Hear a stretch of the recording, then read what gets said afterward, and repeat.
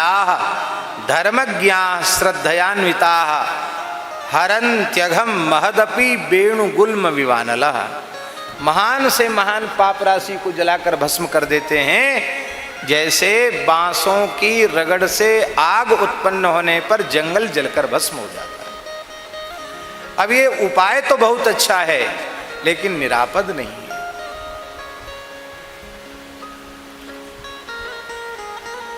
हमारे जैसे विषयी जीवों की इसमें पात्रता नहीं।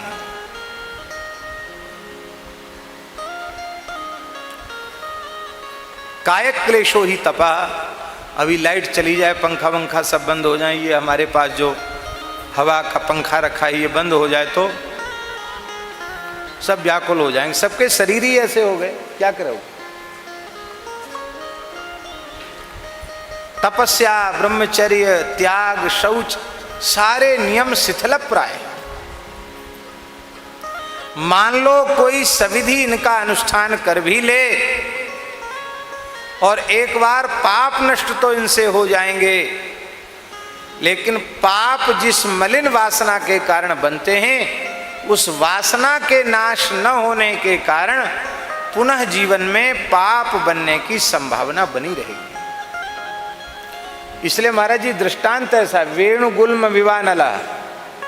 एक बार आग लग गई, जंगल जल गया, लेकिन जड़ तो भूमि में है ना, तो वो पुनः जब वर्षा काल आएगा, पानी बरसेगा, तो फिर से वृक्ष हरे भरे हो जाएंगे, जंगल फिर से बड़ा हो जाएगा।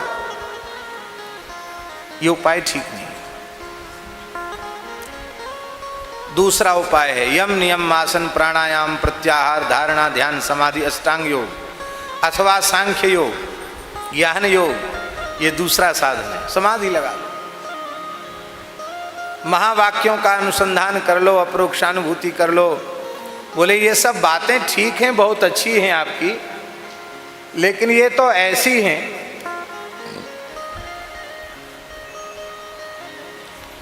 हमारे पूज्य पहाड़ी बाबा महाराज खाकचौक वाले महाराज जी कहते थे कि आंख मूंद के समाधि का स्वांग रचकर फोटो खिंचाने वाले तो बहुत लोग मिलेंगे, लेकिन वस्तुतः जिनकी समाधि लग जाती है, ऐसे महात्मा करोड़ों में कोई एक मिलेंगे।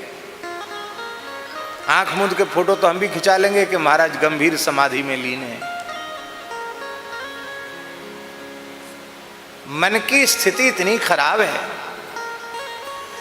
निरंतर उठा पटक में लगा है मन, और ऐसी स्थिति में कहो कि आप समाधि लगा लो, आत्म साक्षात्कार कर लो, कैसे होगा? वैराग्य शून्य व्यक्तियों को प्रस्थानत्रयी का सम्यक बोध हो जाए, उपनिषद गीता ब्रह्मसूत्र, तो उससे मात्र उनकी भुक्ति सिद्ध होती है, मुक्ति सिद्ध नहीं होती है। भुक्तये न तो मुक्तये। पेट भर जाएगा, अविद्या नष्ट नहीं होगी, अज्ञान नष्ट नहीं होगा।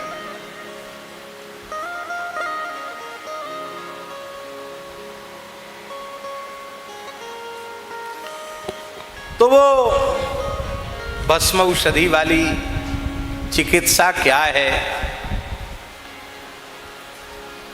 बोले भस्म औषधि वाली चिकित्सा है कर्मणा कर्म निर्हारो नहीं आत्यंतिक इष्यते अविद्वत् अधिकारित्वात् प्रायश्चित्तम विमर्शनम। तत्व ज्ञान यही संपूर्ण पापों का सम्यक प्रायश्चित है। ये भस्मौषधि के समान है, इसके सब अधिकारी नहीं। और तीसरा साधन क्या है?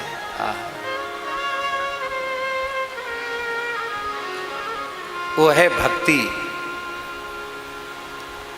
भक्ति ही रसायन है, भक्ति ही रसायन है। और भक्ति है क्या?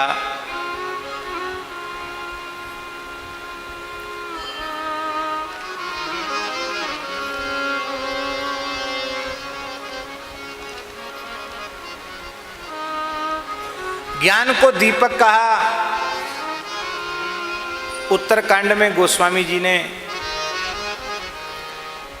और भक्ति को मणि कहा। राम भगति मणि उर बस जाके, दुख लवलेस ना सपने उताके। भक्ति को मणि कहा। और बालकांड में उन्हीं गोस्वामी जी ने श्री राम नाम को मणि कहा। राम नाम मणि दीप धरु, जीह दे हरिद्वार। तुलसी भीतर बाहिर, जो चाहसी उजियार। तब एक वाक्यता करें इनकी तो कैसे होगी एक वाक्यता? श्री राम नाम महामणि ही भक्ति है, श्री हरि नाम महामणि ही भक्ति है, श्री कृष्ण नाम महामणि ही भक्ति है। बोले फिर कथा? कहते भैया नाम में ही कथा आ जाती है, नाम में कथा आ जाती है। भगवान की कथा नाम के बाहर नहीं है।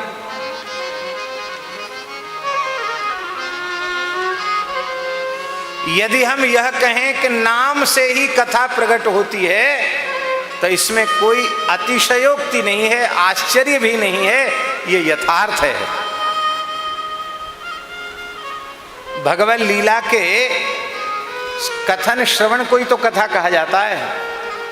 और लीला कैसे प्रकट होती है? नाम के आश्रय से रूप प्रकट होता है और रूप प्रकट होने के पश्चात लीला का प्राकट्य होता है। और रूप और लीला का जहां विलास होता है उस दिव्य अप्राकृत चिन्मय प्रदेश को धाम कहते हैं। तो नाम के बिना रूप का प्राकट्य नहीं, लीला का प्राकट्य नहीं। इसका मतलब है नाम में ही संपूर्ण लीला विराजमान है, संपूर्ण चरित्र नाम में। 100 करोड़ रामायण लिखे गए, विवाद होने लग गया बंटवारा का। कथा आप सब जानते हैं, केवल संकेत मात्र कर रहे हैं। बोले हम ले जाएंगे, हम ले जाएंगे, हम ले जाएंगे। कल भोले बाबा के पास चलो, महाराज हमारा झगड़ा चल रहा है, बंटवारा कर दीजिए। शंकर जी ने बंटवारा किया। वो कैसे कैसे बांटा वो गणित पूरा हमको कहना नहीं। अंत में बांटते बांटते एक अनुष्टुप छंद का श्लोक बच गया। 100 करोड़ बांटते बांटते मरा, सब बांट दिया, एक श्लोक बच गया। अनुष्टुप छंद में 4 चरण, एक चरण में 8 अक्षर, 32 अक्षर होते हैं। केवल 32 अक्षर बचे। 100 करोड़ रामचरित्र को बांटते बांटते कितने बचे? केवल 32 अक्षर बचे। फिर सब विवाद करने लगे, बोले ये बचे क्यों, ये भी बांटो। हिस्सा बांट होता तो ऐसा ही होता है, बचेगा क्यों, बांटो ही। तो श्री शंकर भगवान ने बांटा। 10 देवताओं को दे दिया, 10 धरती वालों को दे दिया, मनुष्यों को दे दिया, और 10 नीचे के पातालवासियों को दे दिया। तो कितने हो गए? 30 हो गए। अब बचे 2। कहते इनको भी बांटो। शंकर जी बोले हम नहीं बांटेंगे। क्यों? तुम लोग पता नहीं कैसे व्यक्ति हो, इतना श्रम हमने किया तो 2 अक्षर बच गए, वो हमारे लिए नहीं छोड़ोगे? सबने कहा बात तो सही है। इन्होंने कोई मेहनताना तो लिया नहीं, पारिश्रमिक तो लिया नहीं, बड़ा कठिन काम था, झगड़ा खत्म किया, चलो कोई बात नहीं, 2 अक्षर आप ले लो। भोले बाबा बोले ठीक है। 2 अक्षर उन्होंने ले लिए। वो 2 अक्षर कौन हैं? एक छत्र एक मुकुट मणि, सब वर्णन पर जोय, तुलसी रघुवर नाम के